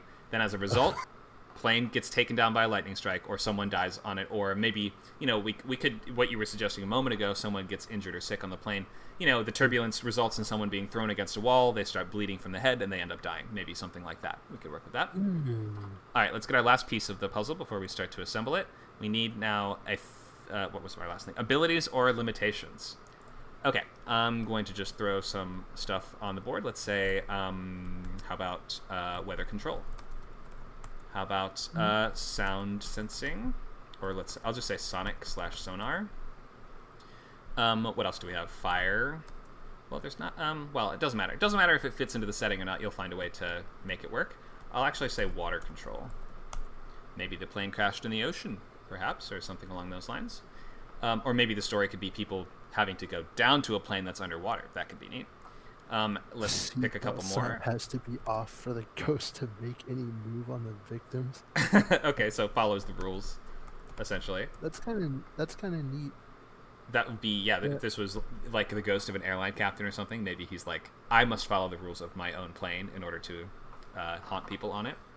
How about let's get some more suggestions of abilities. Any ability can be anything. You can pick radiation blasts. You can pick that your character is terrified of squirrels. You can pick anything you want. Let's just see like 2 or 3 more suggestions. Has control over the engines, specifically just the engines. Okay, like controls engines. Can basically just turn that function on or off.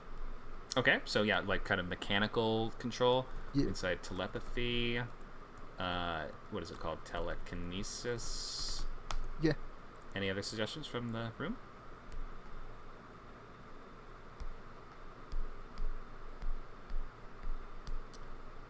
Possessing pets. Okay, animal control. Possessing people's pets on the plane. So, what do you think? We got a few options here, or if you have a great idea of your own, you can take it whichever direction you want. What do you think? For some reason, I started to also think of like, what is that thing that keeps the plane, the pressurization of the cabin, I think is what it's called. Mm-hmm. I don't know how you would spin that, but that's something that just that kind of stuck with me. Was like the ability to, because cabin pressurization. I'm trying to take. Let's see. Somebody put in a neat suggestion. Can make things from the magazines come to life. Take things from. What is he going to summon a bunch of like gadgets from the Sharper Image catalog? Look out! It's a neck massager. The ghost is hitting you with it. Animals from travel. Okay, you're right. He could pull a National Geographic. What if he can poison the food on the airline? I think what you're getting at is sort of he can just control the functions of the plane, right? That would include pressurization. That would include the microwaves and the things that make the food, or however they don't really cook the food on a plane, do they? They can't really. No. So yeah, sure. Maybe we can just say controls mechanics or controls the electronics. Mechanical functions of the plane. Yeah. Okay, let's go with that. Okay, and did you pick incompetence as your sin? Yeah. All right. So you've got your 3 factors. We have a plane location, incompetence as the sin, and controlling the functions of the plane itself as his abilities. So what does that inspire you to think of? Because now that I think about it, he didn't have the ability to be the kind of pilot that he wanted to be while he was alive because of his failure. So now he has the ability to completely manifest control over the plane and, in essence, kind of be the perfect pilot. Oh, are you using the backstory that we discussed a moment ago where he was like a hotshot pilot who drove through the thunderstorm? Yeah. We are, okay. And so he died and everyone on the plane died too? I would say so, yeah. Okay. And so how is he haunting this particular plane? Or is he haunting all planes in that line? Or like, and I don't think they would exhume a plane that had been crashed and put it back in service, would they? No. Especially if everyone died on it. It's like there's no way. Yeah, if a plane's been destroyed, they probably just try to take it apart so they can analyze what happened to it. But right. So how is he? I'd say go ahead. It could be like either a plane of that particular model or perhaps even a plane of the airline that they may have worked for. Oh, you know what would be kind of cool? What? The black box. Maybe there's something in that. You know the black box? I believe I know what that is. It's like an actual black box they have in the cockpit that is intended to record the plane's data in case there's a crash. It's designed to be completely indestructible so that they can retrieve it and determine how that plane was destroyed. I could see them reusing a black box in another plane. Maybe that's what he's haunting. So he's okay. You could even call the movie The Black Box. The black. Oh, that's cold. I like that. I'm sure it's been used at some point, but whatever. It's you don't have to use that, but that's just my thought of how can we get him from that plane to the next set of victims Through like the data that's in the black box that allows him to effectively control. Well, That's kind of cool. You could make it to be the black box is universal to specific plane types. So the plane type it would go into would always be the plane that he had piloted. So he always knows how to properly control that specific plane. So when the black box gets placed inside of it, he's like, "Oh, okay, I know this plane. This must be my plane." And maybe the conflict should be like the other pilots on the plane sort of combating against his ability to control it because they're realizing that something's going wrong. So they have to wrest control of the plane back from this spirit so that the plane doesn't like crash again. And the idea is that the pilot is almost trying to not necessarily like damn everyone on the plane, but maybe he's trying to like rectify his own failure for not being able to properly keep control of the plane last time. Yeah. So he's like, I want to finish that flight. I love that. That's actually really good. It makes him almost sympathetic in the way that a good ghoul can definitely be. He maybe is then punishing people for their incompetence or for breaking the rules on the plane. You know, running up and down the aisle, well, that means you're going to get ejected out the doors. If you're the one complaining, like making obscene and being rude to the stewardesses, well, you're going to get a syringe in your meal, right? Like he's probably going to he could be even really protective of the crew on the plane.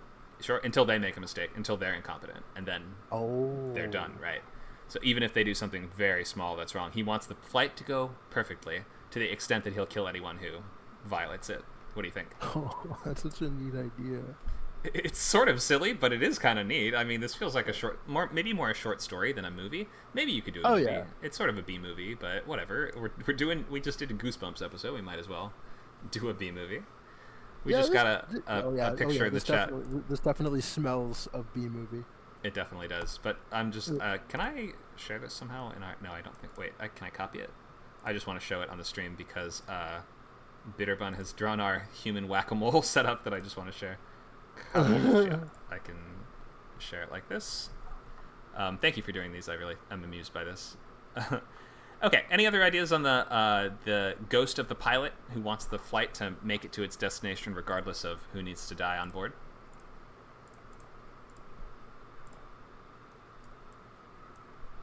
Call it either black box or first class. First class. This could be if you try to have sex in the bathroom too, you better believe he's probably gonna, because that's against the rule. Is that against the rules? I feel like it is. I'm pretty sure that would be against the rules. I don't know if that's a written rule, but tampering with the smoke detector, oh boy. I don't know. Boy. Now I'm just imagining the trailer. It just shows like a regular flight, and you just you just get to the part where everyone sits down. It's like, you are now free to move about the cabinet, and then from that point on, the sting of the trailer kicks in, and you just start seeing people getting all sorts of flung around and tossed about. Yeah, exactly. Because as soon as that seatbelt sign is, you'd have to have a big blockbuster moment where it's like, the seatbelt sign is now fastened, and we do like a dolly zoom on your main character as they're like, oh crap, and then everyone who's not in their seat immediately gets smashed, blood everywhere. When this plane finally lands at its destination, you're gonna open up the doors. There's just gonna be blood all over the walls of the interior. This is silly. Oh man, it's ridiculous, but it's kind of great. It's kind of great. Mile High, call it Mile High Club. No, that's Mile High. Thank you for participating and for brainstorming this pilot ghost. The pilot. The pilot. Yeah. Any last thoughts? No. All right, print it and mint it. Go ahead and write that. Submit it to Shudder. Shudder would definitely make that movie. I know because I have worked with Shudder. Okie doke. So we are towards the end of our class activity for today. Hope you guys have enjoyed this one, this little featurette on monsters and villains. I'm going to open up the floor for any questions and comments that you guys have on anything we've talked about today. Oh, Meep is requesting to speak yet again. Go ahead. I actually did have a question that I asked earlier, and I'm kind of glad I remembered before I left. Are we able to get copies of your slides? Oh, sure. Yeah, I'll paste it in the chat. I'd definitely like to go back over this. Also, Yeah. I don't know if you do recordings of these too, but that'd be helpful as well. Oh, we do. We're on YouTube, Twitter, Twitch, and Discord and Facebook right now, believe it or not. And you can review it later, live. You can you can find it on the list of lives on our YouTube page. Cool. Okay, thank you. Sure. Did we have a question from Paul? Go ahead, Paul. Yeah. Okay, so I have this idea for like a creature, right? So like the creatures in the thing that I'm making are like physical manifestations of whatever it is that killed them. And given that it is like the witch trials, I mean there's a few ways, at least off the top of my head, that I can think of that people were killed. One of them was like I think hanging was the most common, right? That was the most common, right? Another one that I don't think was as common was like the stacking the rocks on people.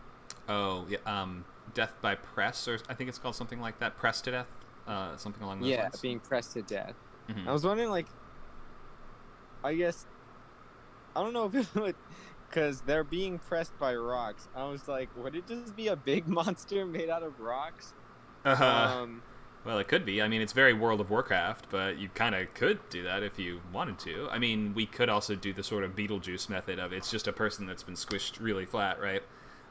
Or something that'd be like the Tim Burton version of this. What else could it be? Right. So, person being pressed to death, and can it be sort of metaphorically a representation of that thing, or does it have to literally be that thing? It could be like a metaphorical thing as well. What's an example of one of your other ghouls, and how does it symbolize the thing that killed the character? Like the first one I have is the hanging one. Mm-hmm. It's just like a big ass monster made of rope.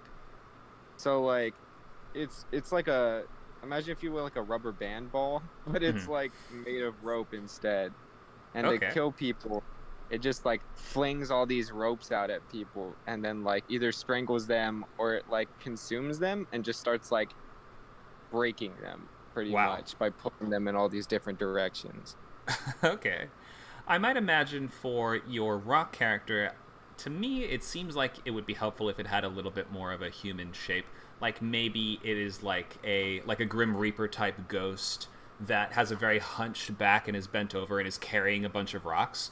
And maybe or a basket of rocks or something like that. And if you approach or ask what's in its basket, it turns around and there's a bunch of, or maybe it's got a basket full of, maybe originally it was stoned with a bunch of rocks from a basket, but maybe it's got a basket full of heads or something like that. I think that having a little bit more of a human form to that one just sparks more to me, but maybe you can think of something. I mean, a rock monster just feels very high fantasy. Yeah. So maybe think of who's the executioner who did the pressing of the rocks, right? Maybe he's dressed more like an executioner, and that kills people with rocks in a similar method. Yeah, like, I don't know, like, I'm thinking, like, now, like, Looney Tunes physics, like, Who Framed Roger Rabbit, with, like, the, stretching out of, like, the arms into that, like, anvil thing that they did. I don't know. It's one of those things that can get crazy. Sure. Yeah, if you want it to be a serious story, then, and if you want them to be actually scary, that's going to add some extra challenges there, because, like, a big ball of rope is a cool monster. I'm not sure if it's scary necessarily. Maybe you play it in a really scary way, though. So it just kind of depends how you attempt some of these things, I think. Yeah. I hope that helps or gives you some thoughts. Yeah. Yeah. Thanks, Paul. We have a question from Jay. What about the entity from Bird Box? The limitations depend on the protagonists and what they can see. I've only seen part of Bird Box. I haven't seen the whole thing, so I may not be able to exactly answer this one, but anyone else in the chat can feel free to step in and answer that if they want. The limitation for those guys is, don't they, how does it, yeah, actually, you know what? I don't think I know Bird Box at all, so I may not be able to answer this question, but anyone else who does know it, feel free to chime in and tell us how those monsters work exactly. I thought they were invisible at first, but now I'm remembering it. I think it's a monster. It's a monster that you go insane when you see it, so people blindfold themselves. And does it not attack people who are blindfolded or something? I can't remember. So I'm not the best person to answer that one, unfortunately. Let's have any last questions in just our last few minutes here. Any last questions or thoughts based on monsters and villains, the whole lecture that we did today and the whole activity?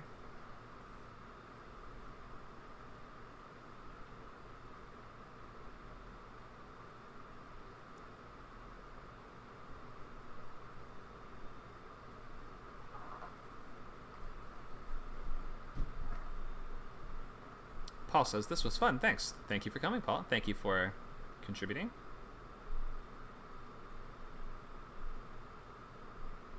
Meep says we should have a contest for creating ghouls for the Discord just for the fun of it.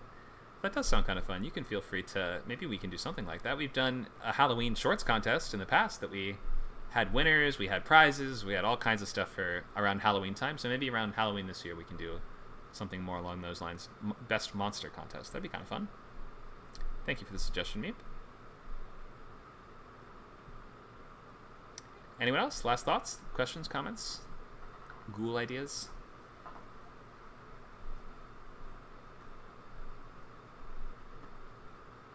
Meep says, thanks for the help with my concepts. I appreciate it. Thank you so much for participating in our activities.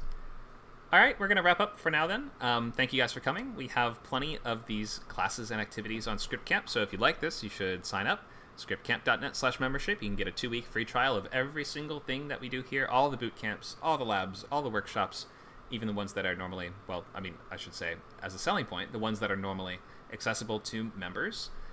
We have feature boot camp. You can write a whole movie in 8 weeks. We have TV boot camp, write a whole pilot in 6 weeks. And we have novel boot camp that will be starting in June, where you're going to write a book in 12 weeks. That's our longest program. Thank you a lot, guys. We hope to see you for your next Script Camp class or event.